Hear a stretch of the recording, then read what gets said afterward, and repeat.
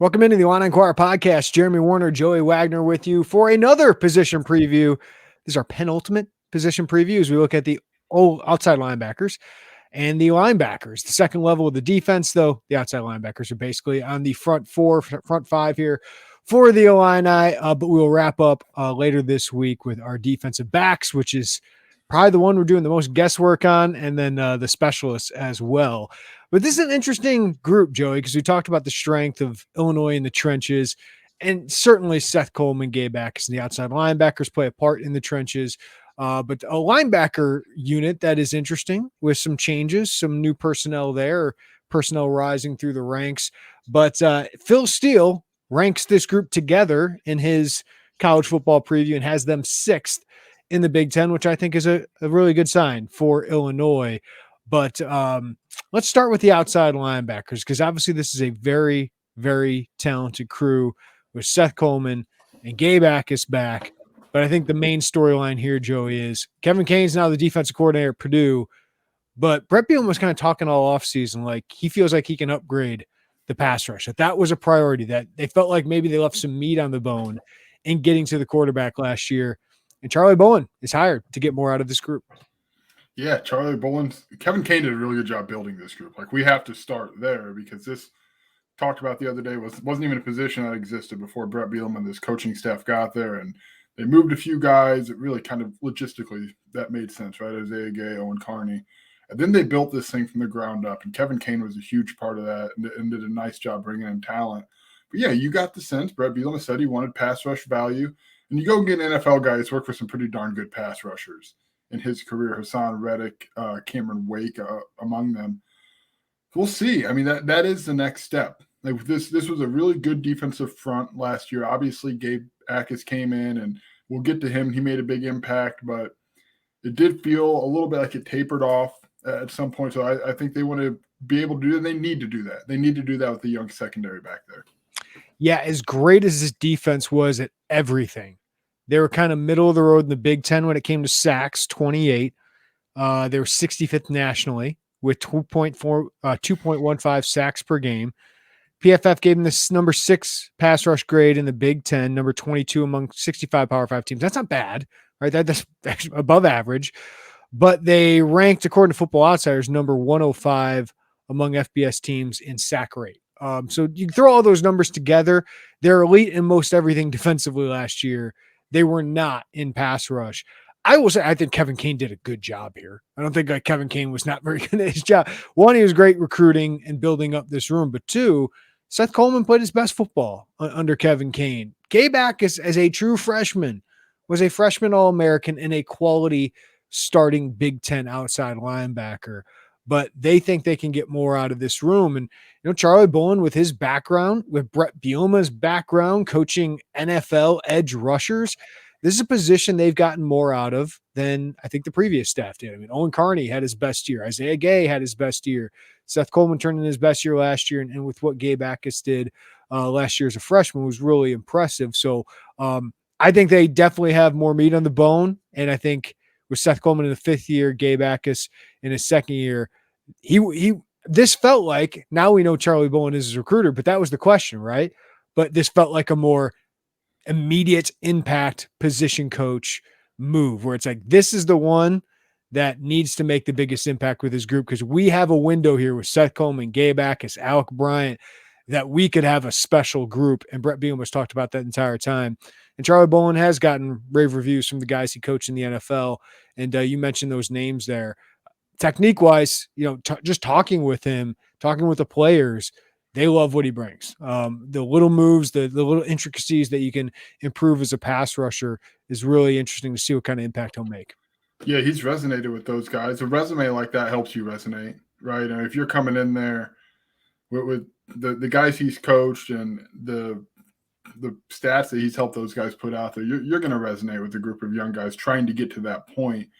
I mean, he's also a personable guy. And you mentioned the little intricacies. I know Seth Coleman talked about just foot placement, like which foot's up, which foot's back to start, like little things to generate that kind of pressure. Like, Charlie Bullen knows how to coach edge rushers, which, again, I'm glad you mentioned. I don't want to indicate Kevin Kane didn't. Kevin Kane was Yeah. a good coach, and he's defensive coordinator for a reason in the Power Five. But yeah, I mean, this seems to be something that when he got hired, we talked about. We're probably on this podcast when he got hired. Like, all right, he's probably going to be tasked with Chicagoland because that's where Kevin Kane was tasked with, and that's a big ask to go in there when you haven't done it. And he's, by all accounts, done a pretty good job on the recruiting trail. We just haven't seen that on the football field. And I don't say that because I think you and I are like, I wonder if he'll be able to get the most out of these guys. It's just we saw the recruiting thing happen first because that's how the calendar works. But I'm really, really intrigued to see what these guys look like. Obviously, and we'll get into it, like Gabe Jacas, right? To have just the games under his belt, now you bring this in. I think this is a group that's primed for a jump. Let's get into that. I think the big question is, do they make that jump? And for me, Seth Coleman had, during that Big Ten West winning streak, he was among the most impactful defenders on this defense. And think about that. On the defense with Devin Witherspoon, Johnny Newton, Keith Randolph, Sidney Brown, Quan Martin, he was one of the most impactful guys during that Big Ten West stretch. Faded towards the end, in my opinion, and the numbers kind of bear that out. And as great as Gabe Jacas was as a true freshman. So one of the better true freshman seasons we've seen, his big games were against Virginia and Chattanooga. He had 1 sack during Big Ten play. Now, he was consistently getting pressure. I was thinking he was pretty good against the run, but I think there's another huge leap he can take, which is great for Illinois, but it's not guaranteed. So that's the big question. Does Gabe Jacas become the real Big Ten man-child we all think he can be? Because while he's impressive, he had some good games last year, was a part of an important defense, I don't think he was close to one of the best 5-6 players on the defense last year. Seth Coleman at times was that, but if he can do that consistently, Joey, I think we're talking about a potential NFL draft pick. So that's Charlie Bullen's task, and I think it's exciting because those guys are pretty good last year. Now, if they can take a leap, along with Randolph and Newton being as good as they are, this defensive front is ridiculous. Yeah, there's a reason when we talk about the defensive front being as good as we think it's going to be, those two and a projected jump in some capacity has to be factored in there. I mean, Gabe Jacas is physically, and he's on Bruce Feldman's freak list. He is a very, very impressive gentleman. And he's a large guy, and he plays good football, man. Like to come on like that as a true freshman, that's not easy. And no, he probably wasn't one of the best 5 or 6 players on the defense last year. That's hard. Yeah, right. Like that makes sense. You have number 5 overall pick and 3 top 70 draft picks, 2 guys who, as you went on a soapbox with yesterday, should probably be at least one guy should probably be in an NFL camp right now. But this year they need him to be one of the top 4 players on this defense. They need Seth Coleman to be one of the top 5 or 6 players on this defense. Like that has to happen because of what you lost in the secondary. I just wanted to ramble really through it as I pulled up 35 pressures for Gabe Jacas a year ago. I mean, that's nothing to scoff at, but that's really good. And he was 12th in the country in quarterback hits, and that all makes an impact. I'm not saying every player needs to be a sack, but at some point, the goal is to bring down the quarterback. A sack is better than just a pressure or getting a hit because it could be yards. It could cost a down. It could cost a chance at a completion down the line. So I think that's the next step for him is those little milliseconds that make the difference. And you think of a pass rusher progressing, those are the things that they improve on to where you can get that quarterback down instead of just getting hit or getting a pressure on him. And that's what's so exciting about him is he showed those flashes, but I think it's just the start for him. And that's why we talk about Gabe Jacas. Seth Coleman was probably the better player last year, but we talk about Gabe Jacas because, man, that was a true freshman doing those things. He could become a real star this season for me and then go into 2024 as a potential early entry draft pick and potential first round, second round grade kind of guy.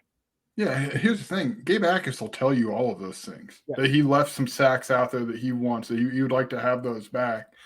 But yeah, I mean, those pressures, that stretch. So I'll start with Nebraska. And you don't even have to start anywhere. He didn't have any pressures against Wyoming. He played 9 snaps. This was before he really kind of broke into that mix. He didn't have any pressures against Mississippi State. That, you probably needed him to. to be honest with you. You probably needed him to have some pressures there. A hard Otherwise, team to do it against because they get they do it quick. Yeah. Yeah. Otherwise, 3, 4, 4, 4, 3, 2, 4, 3, 2, 3, 3. Consistent. Like to only have you're outside of the game you played very little in a team that moves it fast. Your low was 2, and that happened once. Like that's pretty good. But he's 18. Yeah, he was 18 years old at the time. So that might not look at me. Yeah, he sure does not look. But that's where the excitement comes in, right? Like there. And then I compare it to Seth Coleman during this stretch. Virginia 6 pressures, 5 hurries, 1 sack. Chattanooga 8 pressures, 2 sacks, 5 hits.